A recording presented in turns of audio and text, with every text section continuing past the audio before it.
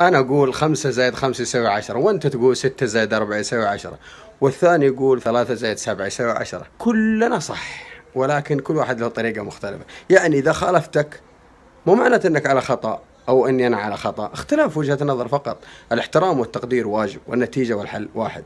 معظم مشاكلنا مع أحبابنا تقع بسببين: مقصود لم يفهم، ومفهوم لم يقصد. الحل خطوتين: استفسر عن قصده أو أحسن الظن به. يقول الله سبحانه وتعالى: فتبينوا أن تصيبوا قوما بجهالة فتصبحوا على ما فعلتم نادمين. وقوله: يا أيها الذين آمنوا اجتنبوا كثيرا من الظن إن بعض الظن إثم.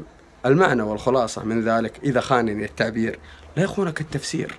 اليوم نصلي مع بعض، بكرة نصلي على بعض. ليس في الدنيا ما يستحق أن نختلف عليه، ولا أن نكره بعضنا لأجله. عنوان الدنيا كل من عليها فان، وعنوان الآخرة خالدين فيها حسنت مستقرا ومقاما.